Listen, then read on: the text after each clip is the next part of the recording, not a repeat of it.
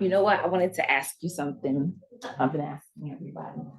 So this is, I just want you to tell me, what do you think about like this website? Do you like know about IV hydration? You ever done that Not before? really. I've not. No. Okay. So this is a website. So to look at it says a temporary website, but as like, if you, would this be somewhere you would go? Like, if you like take a look at it and like just tell me what do you not really like about it, or what do you do like about it?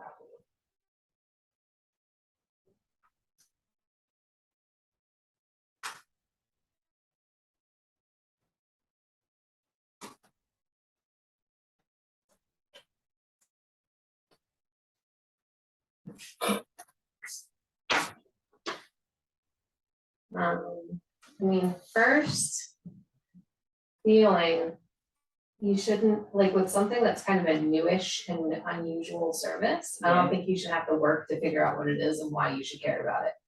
Right. Meaning like the very first page you land on should drag you into like, why do you need to understand this service? Right. And why should you be using it? Got it. So you don't understand that. You don't get Yeah, that. I mean, like with you being like, oh, a drip bar, you know, telling me, have you ever heard of IV hydration? I know what it is because you said it already, but it does not say that until you go to the about page. Okay.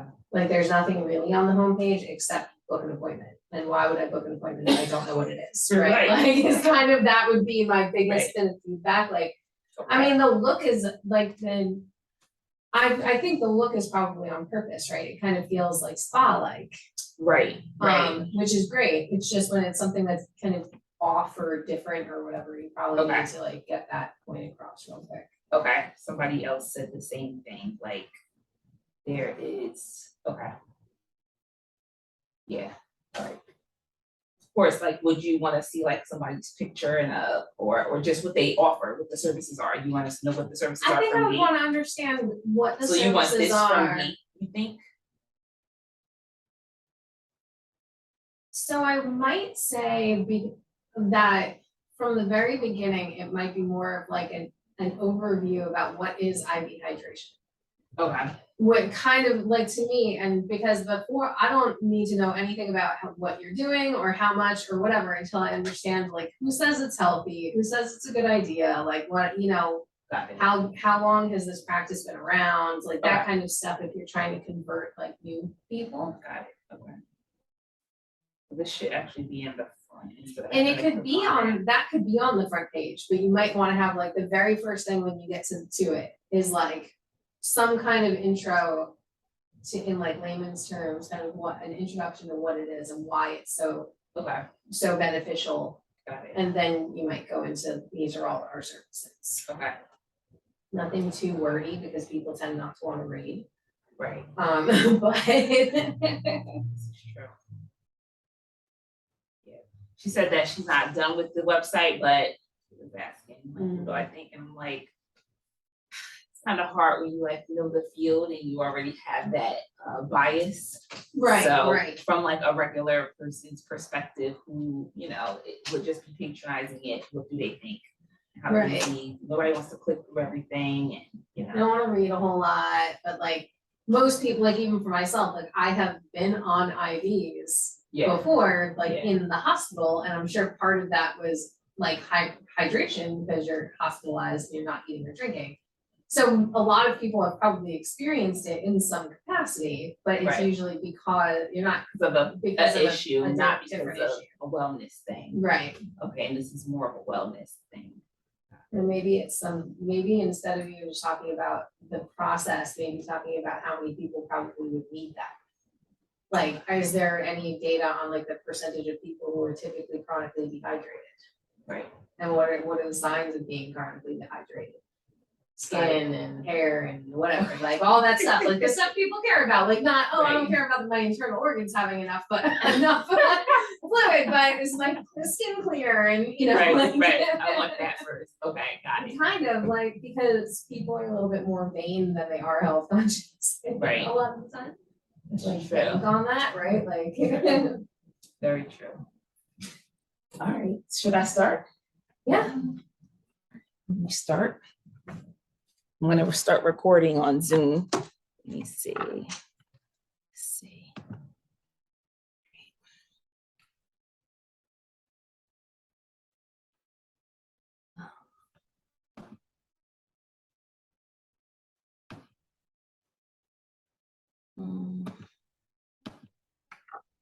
What's the difference? I'll just do that one.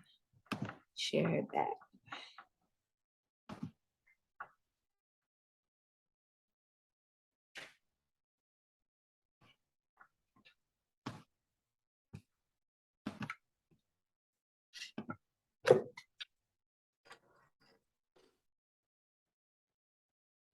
All right. Hope everyone can hear me. All right, so my name is Psychera Stevens. I'm a family nurse practitioner, and we're going to be talking about cannabis. Cannabis businesses. So if you are looking to apply for a cannabis license here in New Jersey, this is basically your starter information about where to go to, resources, and things like that. Just as a disclaimer,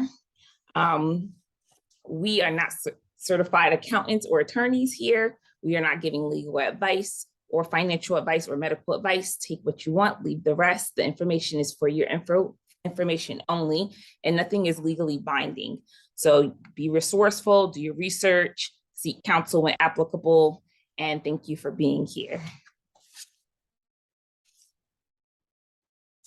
So I condensed this whole presentation into like hours of research and different courses that I've taken and different seminars that I've attended.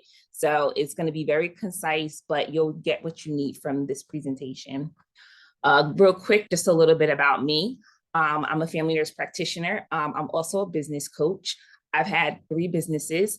I also have one business that's a cannabis-based business, which is Cannabis ID Express. I certify clients for medical marijuana for New York and New Jersey. And that kind of was my footing, where I got my footing to start my own cannabis business. So my plan is to do a cannabis delivery service. So Cannabis ID Express platform, that's medical marijuana. Now, what got me into basically more specifically, what got me basically more specifically into doing, being able to get all of this information is I did Lantern's incubator back in winter of 2020, and I incorporated High Vibes Delivery, which is going to be like the Uber of cannabis. And we've incorporated already, and we're still working things out. Welcome. So the CRC, you probably already know. The CRC is the Cannabis Regulatory Commission. This is the website for the CRC. And this is the link to the rules. So if you need the rules, just email me at the end. I'll get you the rule. I'll get you the link, this PowerPoint, so you can just click on the link. But you need to know these rules from like the whole 325 pages of these rules is very important, because if you want to have a cannabis business, you really need to know the rules in order to play the game. That's what it's really all about. It's just basically knowing the rules. Now, the CRC regulates the medical marijuana program as well. So that's what the CUMA is. CUMA is for the medical marijuana regulations. There are some categories who can do medical and recreational, such as cultivators. And they would have to know the CUMA and CREAMS rules, and you can go on a CRC website, but what's crucial is that you must know the regulations. All right, okay, cool. All right, so just some statistics. So far in the US, in 1 year, in 2020, cannabis brought in $18.9 billion with a B in the whole US. Massachusetts, which is not too far from us, they are a $1 billion market, and it's projected that New Jersey is going to be the same way. There was a Leafly study, and you can also think of these things. I'll give you some resources to go to where you can find, like, because you're going to have to do a market research. But Leafly did a study, and it showed that they basically there's 161% actual job growth over the last 4 years in just cannabis jobs alone. So that could be one of your points for when you want to speak with, when you're getting community support. That's one of the things that you're going to want to tell them, because you're going to have to get a resolution eventually, and you're going to want to have to really market yourself to them in a way, because you can be like, hey, I'm going to bring this amount of jobs into this town. This is one of the reasons why you should allow my business into your community. Some other statistics, and you can find the link for these statistics on the actual PDF of the rules. It's on page 16, I believe, 50, it's on page 27 of the cannabis rules. Just click the link, it'll bring you to these statistics.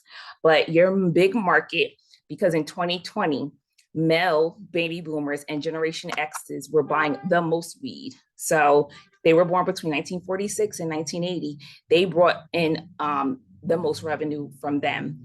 The New Jersey market already has made $80 million, and that's only been 5 months. So far they've given, the CRC has granted about 250 license, conditional and annual. So I think I'm pretty confident that, as long as you follow the rules, you get your paperwork in, you're gonna get a license. It's not like it was back in 2018 when it was a lot of politicking going on. They kind of really got away from that. Once I saw the recent numbers from last Friday, I think 192 licenses were granted. That made me feel really confident that, not saying like anybody can get a license, but if I'm feeling like maybe everybody knows more, so they are making sure they check all the boxes and cross their T's and dot their I's. But I also feel like maybe the CRC is actually giving people a chance, because probably what they're going to do is grant the licenses and let the market weed out the ones who really don't survive. So that's my thinking. Let's see.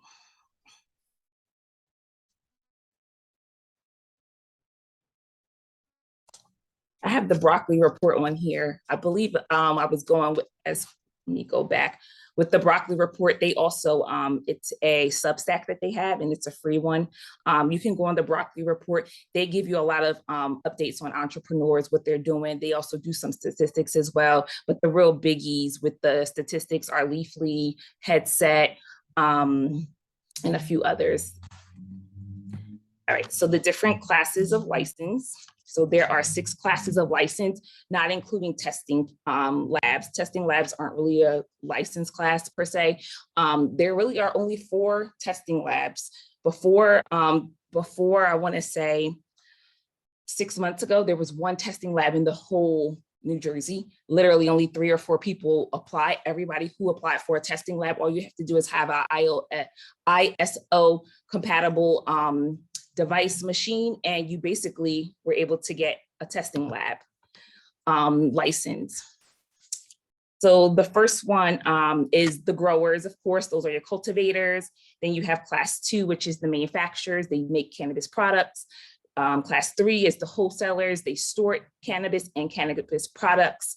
Then you have your transportation, which is actually called a distributor. So you're basically moving cannabis in bulk, maybe bringing it from the cultivator to the manufacturer to be made into products. Then you have the class 5, which is the retail stores, like the actual stores who are the only ones who can sell to the public. And then you have the class 6, which is delivery, which they can only deliver from the store to the client, to the consumer's house. If the ones with an asterisk, those applications are being accepted now. So they're only accepting basically cultivators, manufacturers, testing labs, and Anthony, you have to mute yourself. Thank you. Let me mute everybody. And they basically are the only ones that they're accepting licenses for. We're still waiting for distributors and delivery. Those are the 2 classes that we're waiting for. They just got the new rules in on August 1st. So that's why the rules went from like 265 pages to 325, because they added those rules in, and they changed some other rules. That's all right. So next is, oops, sorry. So let's, and also, I'm just going to show you there. I'm basically going off of the 10 checkpoints from off of the website where you get your so this form, 10 ways to prepare for submitting your application. That's basically what I'm going off of, but I'm just going to break this down for you guys into smaller parts. Equity. So next we have, let's start with, so we know our classes. So big thing here, application prioritization. So what they did was basically they were going to push your application up front if you're a women-owned, minority-owned, or a veteran business, no matter if you brought your application was put in yesterday or last week and someone was put in a month ago, they'll push you up. So basically what that means is your 51% of your ownership has to be women, BIPOC, or veteran. They didn't give a percentage per se, but I believe about half of it has to be veteran owned as well. Or you have to live in an economically disadvantaged resident or be an employer of an economically disadvantaged. Most of your employees have to come from a disadvantaged area. So for instance, Keys B is on that list. Perth Amboy is on that list. So if most of your employees live in that area, or if you live in that area, then you can apply for that. Impact zone is also another one. So if your physical location is in an impact zone, for instance, if you are in, if your physical location is in Keys B, then you can apply for that. You can apply for all, you can have all of these categories. You can be a woman, a BIPOC, a veteran, economically disadvantaged resident or employer, and you can have your business in an impact zone. That's possible. I'm not sure if it bumps you up every time, but I think that, yeah, it's possible for you to have all of those. On the website, you'll see you have to fill out a special form called Social Equity Business Application Form if you need to, if you're applying to be a social equity business. And in order for you to get a women-owned or a women-owned, minority-owned, or a veteran-owned certification, you have to go through the Department of Treasury. So the Department of Treasury, I started the process today. It's a little complex, but all I know is that you have to go through the SBA.gov. Well, you start at SAM.gov and then you go to SBA.gov, and all of this will be like available if you need any help. There's a website you go to see if you're eligible or anything like that too. Let's see.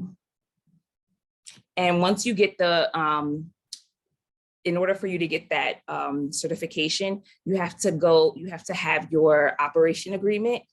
You also have to have your business bank account, and you also have to have your incorporation documents. So you kind of gotta be not fully up and running, but you have to open up a business bank account. We'll get to banking later. That's a complex issue. And I do have some resources for businesses, banks that will accept cannabis businesses, but yeah, you have to have those three things in order to even apply for these certifications. And that's how you prove that you're one of these businesses, by either filling out the form on the website or providing them with the Treasury certification. All right. So the types of licenses, very simple. I'll go over them real quick. So there's micro and standard. Micro is basically you can't have no more than 10 employees. Can't have, if you're a retailer or a distributor, I don't think this calls for distributors, but probably is. But you can't have more than one. You can't have more than 1,000 pounds of usable plant in a month. You also cannot be no more than 2,500 feet, and you basically pay half the fees as the standard license. And you don't have to have like a labor peace agreement. You don't have to have a workforce development plan or anything like that when you are a micro business. And I believe you also have to, be bordering or live or border the town that you're getting your license in. For instance, if you live in Asbury Park, you can go to Neptune and still be a micro business. You can go to Ocean and still be a micro business. Any town that borders your town, you can still apply to be a micro business. But once you go out of that area, then you'll have to apply for a standard license. Annual versus conditional. A lot of the licenses, I want to say like 90% of the licenses that were submitted and granted thus far have been conditional licenses because of the issue with zoning and getting property. So the difference between annual and conditional: annual, you start day one once you're fully licensed. Conditional, you have 120 days to bring everything up to code, and then you get your annual license, and then you can be operational. Now, the thing with conditional, the only thing you're required to submit with a conditional license is a business plan, your how do you plan to comply with the regulations, and also a sheet maybe from your liability company. And we'll go over that in another slide.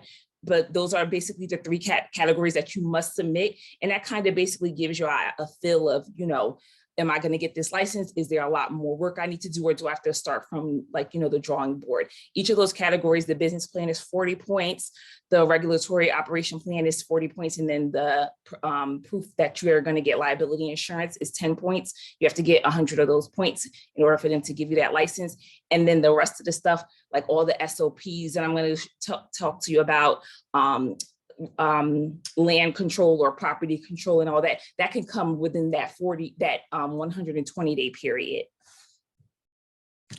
Let's see. Site control. Okay. Yeah, so with conditional license, site control is not needed.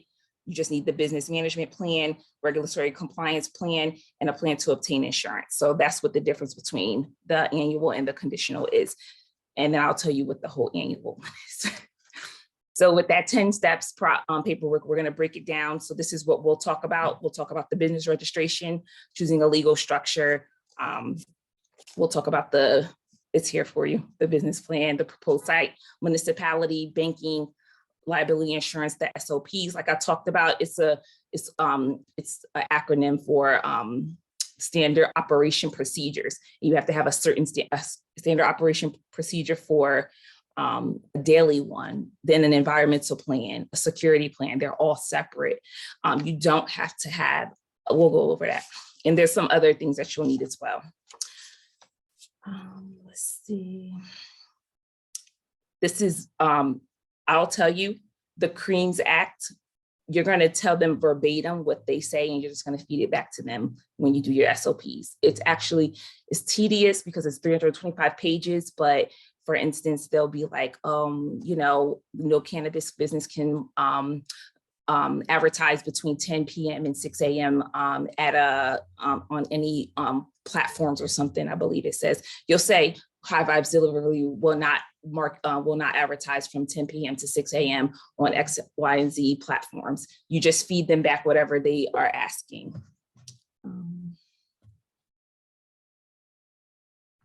All right. So let's start with the business registration. So on that paper where it tells you 10 steps, you're going to choose your entity. I can't really tell you what entity to choose. You'll just have to decide what is best for you. An accountant will help you with that. A lawyer will help you with that. But I will tell you, if you're going to do an LLC, you can't give shares out. So you can't tell somebody, oh, I'm going to give you, I'm 51%. I'll give you the other 40% so I can get funding from you. You can't give shares out with an LLC. S Corp and C Corp, you can. But S Corp, you also have different tax obligations. And that's the main difference between the three. The most common ones I'm seeing a lot of are LLCs on that have been granted. A lot of manufacturers are doing LLCs.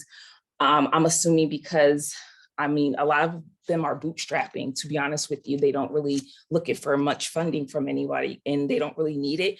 The retail dispensary stores are definitely not LLCs. Let's see. And also the LLC, you don't have to have bylaws either. Whereas with the S Corp and C Corp, you have to have bylaws. So the one tip I'll say, I had met with a lawyer, and she said to make sure that you check your business name, make sure your business name is available with the state, as well as check to make sure your website is available, because you don't want to have to start adding extra letters just to get a website. You kind of want your name to be universal, especially when it comes to social medias, and especially when you trademark.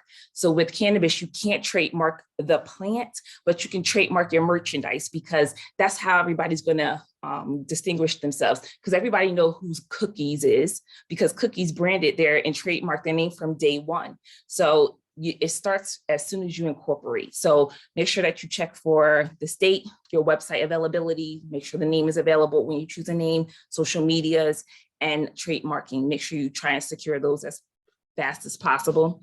Your EIN, that's how you're going to be paying people, and also doing your taxes. They do not allow DBAs in New Jersey. So you can't do business as, you can't be Psychera Stevens LLC and then doing business as a cannabis delivery business, whatever that cannabis delivery business name is. That's how you have to stay across the board. And the CRC made it a very clear that they didn't want people using different names, because they need to distinguish between all these businesses that are out here. And some people are very similar with their names too. So one tip when you are registering and when you're doing your paperwork for your, when you're incorporating, is there's specific cannabis codes that you have to now use. But when you are doing, when they ask you what your business intention is, be very broad. Don't say I'm delivering cannabis, because you never know. You might want to actually have a retail store later. So the tip would be to make it very broad. For instance, to operate in the state of New Jersey as authorized by the state of New Jersey under legalities of the law. That covers you. Basically, you're not doing anything that the law doesn't say you can't do. All right. And the website is, you could just Google it. It's spto.gov. That's where you will go for the trademark. Now, business plan and persons of interest, excuse me. So when you're doing your business plan, because this was kind of difficult for me to do, but what I thought about was it's already in operation. So I'm planning people where they're already at. I already have a manager. This manager's position is my drivers, they do this. Your bud tenders, your consultants, if you have somebody, all those people, think about when you're doing your business plan, where these people are going to be. Because the CRC, it doesn't have to be, you're telling them what you're going to do. That stuff, certain things can change in that business plan. It's just like the location that just can't change, or the name and things like that. Be detailed about your site. For instance, if you're looking to do a retail store, be specific about like the lighting. Where's the bathroom going to be? Wheelchair accessibility. Be creative. You must disclose all of the people that will be a part of your company via their resume. So there's going to be a form on your application where it says persons of interest. And then there's like entities of interest. So anybody who has any type of, even if your cleaning people are coming in, you got to disclose the cleaning people, who they are. And I mean, they're not persons of interest, but they will, they don't go in your application, excuse me, but they do want to know at some point, if the CRC asks, you have to be able to tell them who your cleaning people are, for instance, if they ask that question. But any entity that actually has a money ownership, they have to be disclosed, and then people as well. So like if you're doing a business with your family, like all of you got to get your resumes, and all of you have to fill that paperwork in and get an affidavit and signed in front of somebody and notarized. Big tip on the resume part is your first job or your last job is going to be your the job that you're doing. So for instance, on my resume, my job is High Vibes Delivery CEO. That is my job, because basically I'm telling them that this is my full-time job. I'm serious about this. I'm not going to be working at a 9 to 5 and then I'm going to be doing this. No, this is it. So that way the CRC knows that you're serious about your endeavors and whatnot. And you have to be transparent. Like they don't want anybody lying to them. And I wouldn't, because it's really hard, because to lie to them, because it's so hard to get this license. You don't really want it taken away. And then liveplan.com is one of the websites that I was told that is pretty good with helping you with resume, building out your business plan, but it's only good if you're going to be doing like 1 to 50 employees. So, like my micro businesses and the smaller standard businesses and whatnot. All right. I believe that live plan is like $50 or $20 a month or so. All right, so your proposed site. So you can use Google Earth to map out from from where your proposed location is to any place that you need to map out to see how far it is, because you can't, every town is different. So for instance, one town may say you can't be within 100 feet of a school, 100 feet of a synagogue, or 1,000 feet of, any religious place or another business. So you can use Google Earth and then you can map it out from door to door and it will give you the distance. Make sure micro business candidates, you're under 2,500 feet, you can have a realtor. They usually don't charge a fee or anything like that, but have them scope out the area, see what they could find. On the municipality's website, they have a zoning plan that you can like look and download and see like what the different zones are. They'll even, some municipalities have said like certain businesses will only go in certain zones. So I know for Neptune, I downloaded their plan. They only are allowing cannabis businesses in zone C, which is like all the way by almost by Neptune City somewhere. So they'll tell you that specifically. Some will not tell you anything. You have to be really proactive and, go there and ask them. Research potential sites. Municipality website is good for that. You also could get in touch with the zoning officer and get a letter of intent from the landlord. But just be aware that if there's still a mortgage on the property, you might not be able to have a cannabis business there. But you shouldn't have to pay a landlord to a letter of intent. Like they should not be charging you for that, because if at the end, I'll tell you, a lot of people in this business are sharks, unfortunately. So you basically just have to use your judgment. But it's predicted that, 70% of New Jerseyans, they voted yes for cannabis businesses. One thing that I was told is to go to the municipalities that have opted out. So that way, when they do decide to opt in, or you may be that deciding factor for them to finally opt in, that you go to them so that you're like the first one. Because in 2 to 5 years, everybody's going to opt in, because they're basically like waiting to see how all the other ones that opted in are going to do. So for instance, Neptune opted in, but Asbury Park opted out. It's just a matter of time before I'm sure that they'll opt in. Let's see. AC is very welcoming of cannabis businesses. If anybody's interested in starting their business, being AC being their homes, and towns can give a preference. So if you know someone at a municipality and they can give you a preference, they can call the CRC and say, hey, we want this business in our town. So that's also something that you can do. So municipality approval looks like, it could be in the form of a resolution letter, and they can actually charge you for this, unfortunately, in the likes of a zoning application fee. Jersey City's fee is $10,000, whereas some places are like nothing. Yeah, you go to Atlantic City, you probably won't have to pay anything, but they say $10,000 they have to pay their loan officer, so you pay $10,000. There is also another paper that it's called, let me just grab it for, let's see. This one, it's management service agreement, financial service.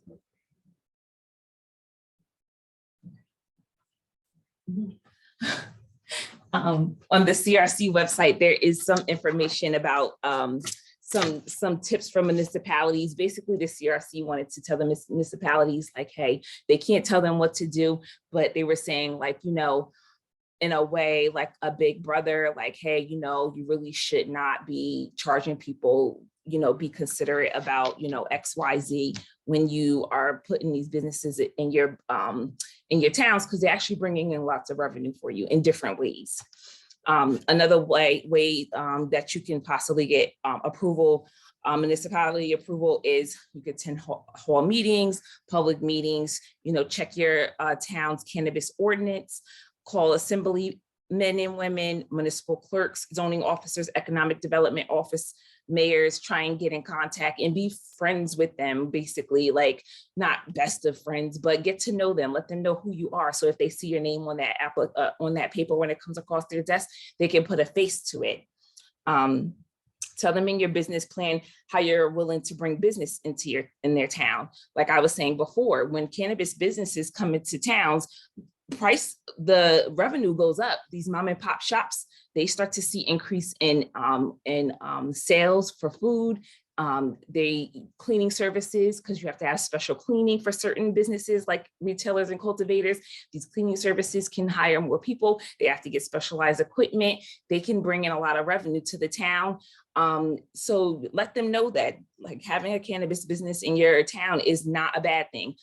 You're going to be controlling odor, or, the CRC already handles that from gate. So you should let them be aware that you have all the best intentions. And make sure that your location meets your security plan, because that's one of the SOPs that you have to have too. You have to build out a security plan as well. All right, so banking and certification. So you must have your operating agreement formation papers in order to get a bank account, along with your operating agreement, your formation paperwork, and your in order to get the banking account. And then a few banks that are cannabis friendly are CBC. So if you Google CBC and Valley Bank, they've been known to be cannabis friendly, but you can also check any bank. Just call, ask them, are you cannabis friendly?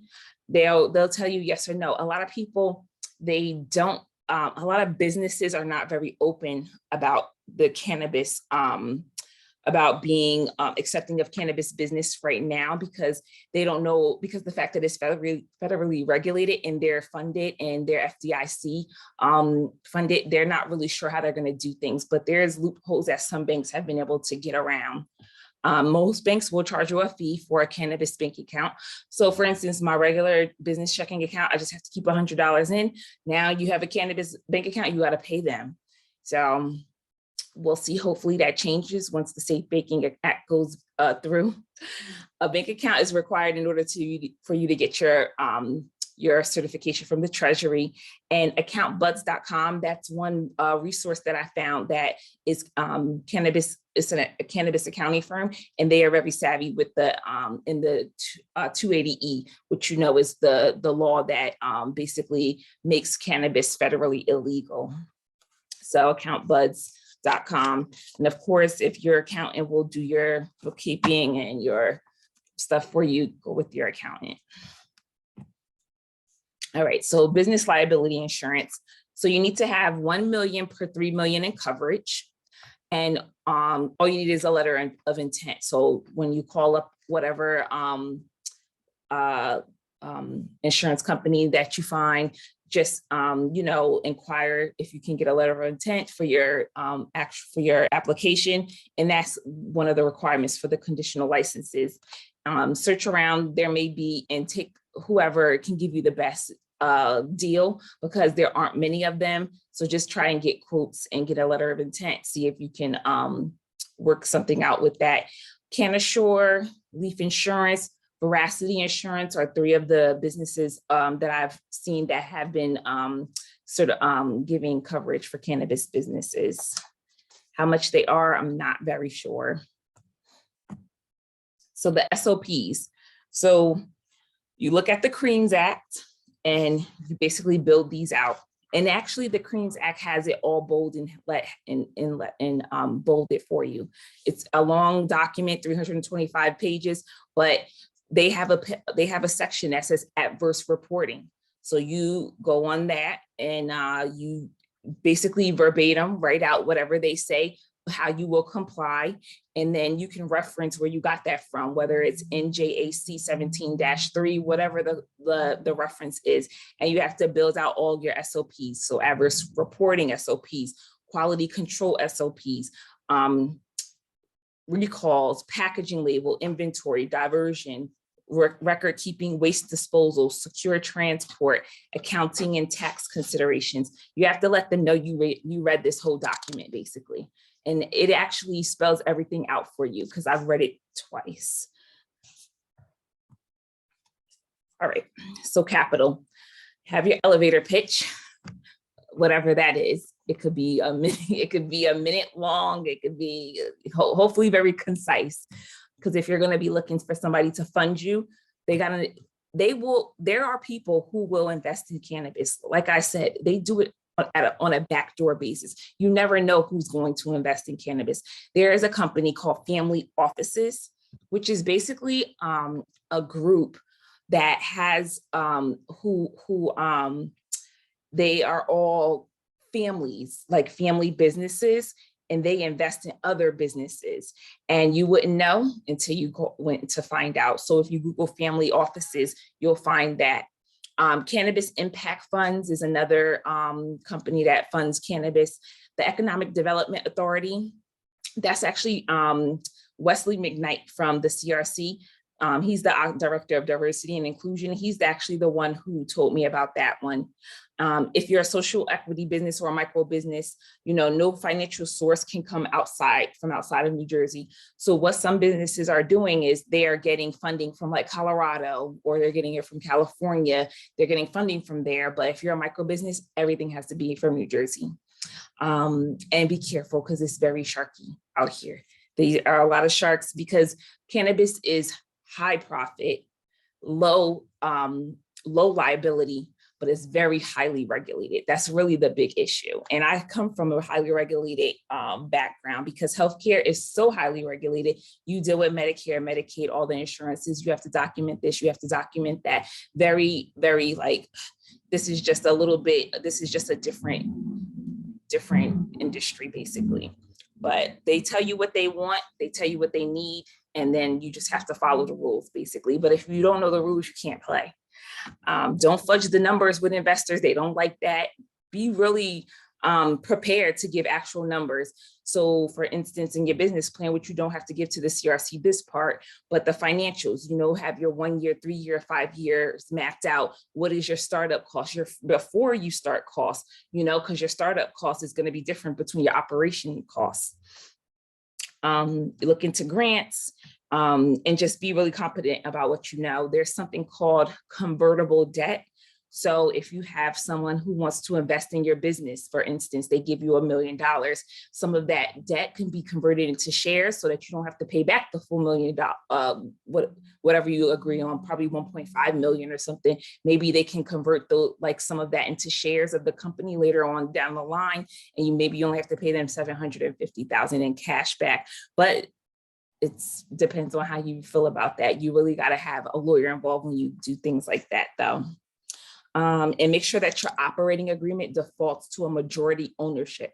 So for instance, if you're the majority owner of a business, like 51%, everything defaults to you. So you basically have the say in whatever goes. So that way it protects your business and it protects you from having to go back and forth with people or whoever is the majority owner in your company.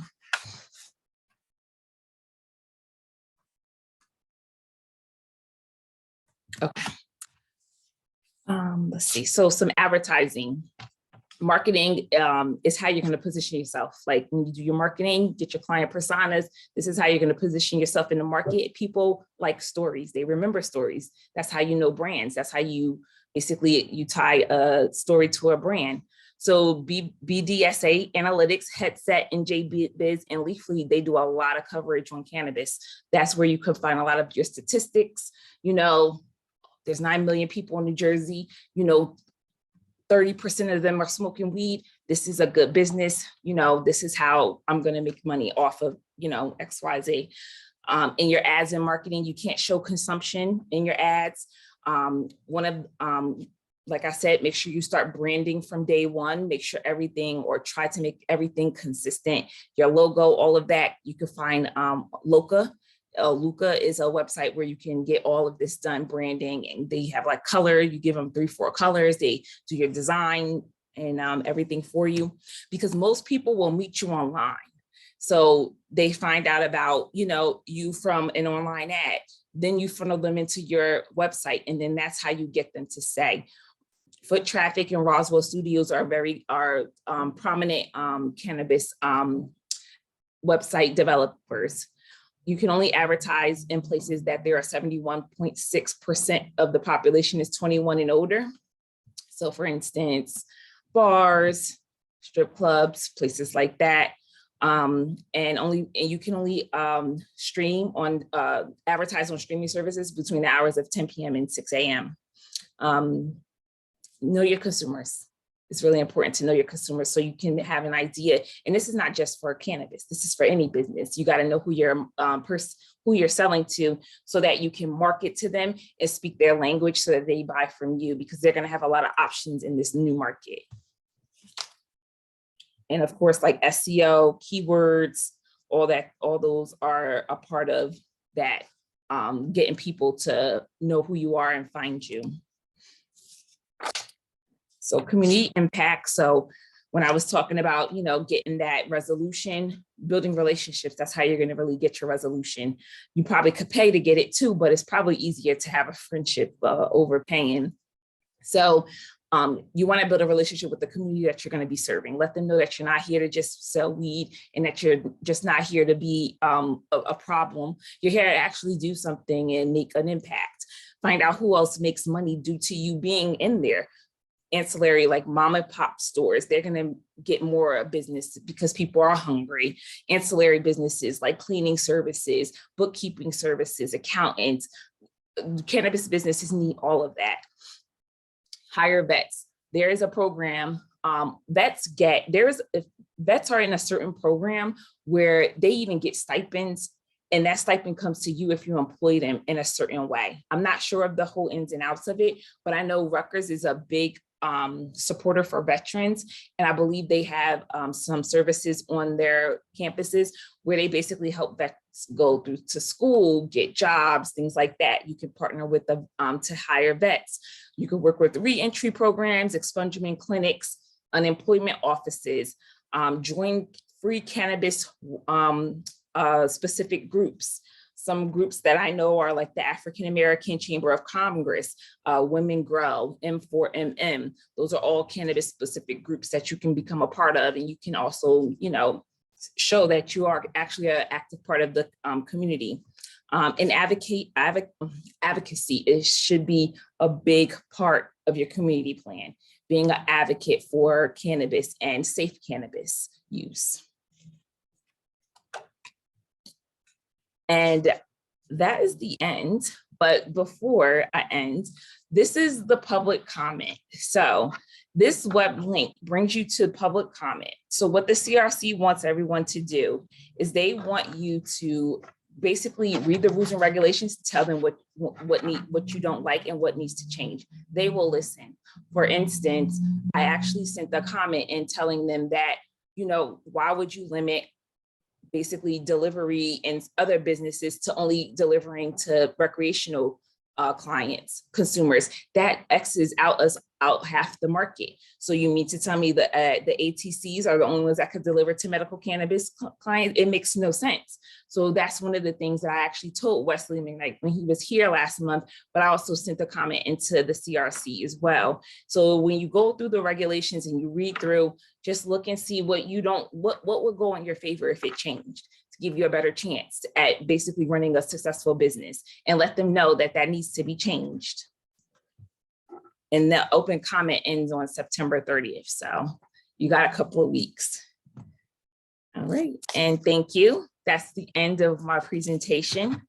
And this is my contact information. So if you have any questions about the PowerPoint, or if you need any information, or if you want the PowerPoint, you can email me and I'll email it back to you. All right. What up, Anthony? Thank you. All right, I'm about to end.